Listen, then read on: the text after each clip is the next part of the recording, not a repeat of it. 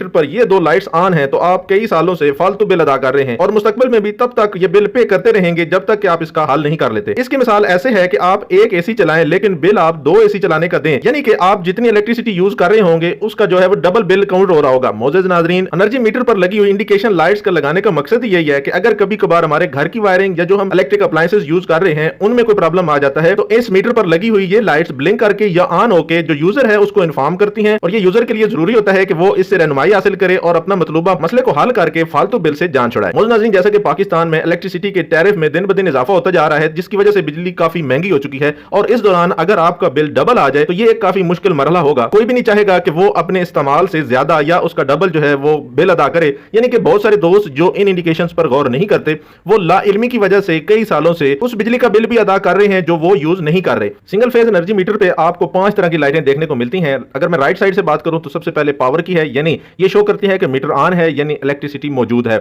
और दूसरे नंबर वाली जो है वो ये रिवर्स लाइट रिवर्स को शो करती है। इसके भी डिटेल में आपको जाते हैं। ये वो पहली लाइट है जो कि हमारे बिल को डबल करने की वजह बनती है। इस पर डिटेल से बात करते हैं। उसके बाद तीसरे नंबर पे आती है हमारी यूनिट काउंट करने वाली, यानी इसके ऊपर आपने देखा होगा कि 3200 IMP और स्लैश किलोवाट आवर लिखा होगा, यानी ये 3200 इंप्रेशन दे 1 घंटे में तो ये 1 किलोवाट काउंट होगा। बाज़ दफ़ा आपने देखा होगा कि ये तेज तेज ब्लिंक कर रही होती है, बाज़ मीटर्स पे स्लो ब्लिंक कर रही होती है। तो ये अगर 1 घंटे में 3200 दफ़ा ब्लिंक करे तो इसका मतलब है कि ये 1 किलोवाट यानी 1 यूनिट इस मीटर पे काउंट होगा। उसके बाद चौथे नंबर पे आ जाती है न्यूट्रल की, कि अगर न्यूट्रल मिस हो जाती है तो ये लाइट ऑन हो जाएगी। और तीसरे नंबर पे जो हमारी डेंजरस लाइट है, जो इंडिकेशन सेकेंड लाइट है, उसको हम अर्थ लाइट कहते हैं। आज की इस वीडियो में हम डिटेल से बात करने जा रहे हैं रिवर्स लाइट और अर्थ लाइट, जो कि हमारे बिल को डबल करने का सबब बनती है ये दोनों लाइट। अब होता कुछ यूं है कि जब हम किसी भी बिल्डिंग पे, यानी कि अगर आप ग्राउंड फ्लोर पे 1 मीटर लगाते हैं और यानी फर्स्ट फ्लोर पे आप दूसरे मीटर से सप्लाई देते हैं, बाज़ दफ़ा अलग अलग फैमिलीज रह रही होती हैं तो उसमें 2 मीटर फीड किए जाते हैं। तो उससे ये होता है क्योंकि बिल्डिंग की वायरिंग जो है वो एक ही दफ़ा हुई होती है और उसमें न्यूट्रल जो है वो कॉमन होती है। इस इशू पे हमने एक डिटेल वीडियो भी बनाई है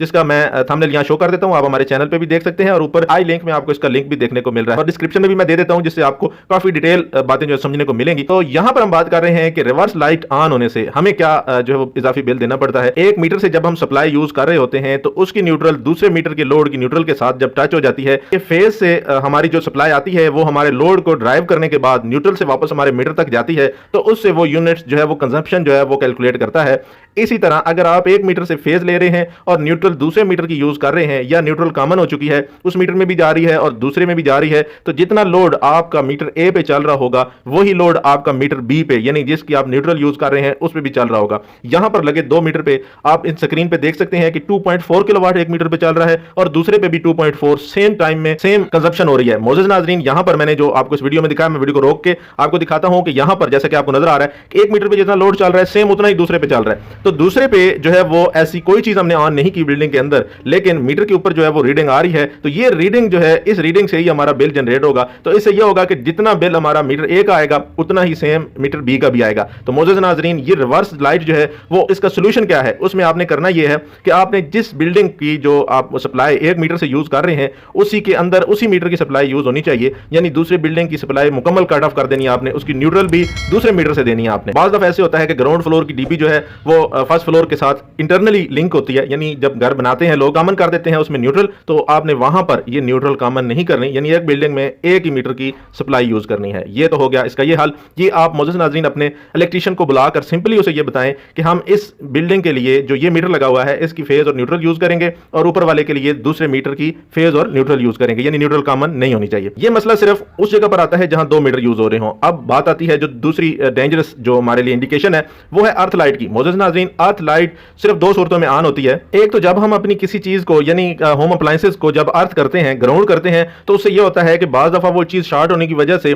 जो हमारा फेज है वो उस अर्थ की वजह से ग्राउंड हो रहा होता है, तो उससे हमें उसे कहते हैं कि यहां पर अर्थ लीकेज हो रही है। उससे भी आपका जो मीटर है वो कैलकुलेशन कर रहा होता है, यानी आपके मीटर पर जो है वो कंजप्शन हो रही होती है और अर्थ लाइट ऑन हो जाती है। उससे ये होता है कि आपको एक तो इंडिकेट कर रहा है, दूसरा जब तक आप उसको सोल्यूशन नहीं करते आपके मीटर पे जो है वो वैल्यू शो होती रहती है, वैल्यू से मुराद कंजप्शन की रीडिंग हो रही होती है। उसके बाद दूसरी सूरत ये होती है कि अगर आपकी पुरानी वायरिंग है और आपके जो फेज की जो वायर है वो किसी जगह पर सीमेंटेड वायर के साथ टच हो रही है या नमी वाली जगह पे टच हो रही है, या अगर आपकी वायर में किसी जगह पर जॉइंट है तो उस जॉइंट में नमी जाके वो दीवार के साथ या जमीन के साथ बाज़ जगहों पे अंडरग्राउंड जो है वो वायरिंग हुई होती है, तो वहां पर जो वायरिंग का पाइप है उसके अंदर पानी चला जाता है या नमी चली जाती है, तो वो जो जॉइंट है या अगर आपकी वायर की इंसुलेशन कमजोर है या लो क्वालिटी की है, नमी की वजह से आपका जो फेज है वो अर्थ ले रहा होता है, यानी अर्थ के जरिए ग्राउंड हो रहा होता है, वो दीवार भी हो सकती है नमी वाली या वैसे भी खुश्क भी हो तो भी उसके साथ आपका फेज कहीं पे भी टच होगा तो वो अर्थ लीकेज का सबब होगा, उसकी वजह से भी आपकी जो है वो रीडिंग कैलकुलेशन होगी, ये भी आपके बिल का इजाफे का सबब होता है। मौजूद नाज़रीन, इसका हल ये है कि आप अपने इलेक्ट्रिशियन से कहें कि आपकी जितनी भी घर की वायरिंग है उसकी जोड्स को चेक करें प्रॉपर, और जितनी भी वायरिंग जो है वो अंडरग्राउंड या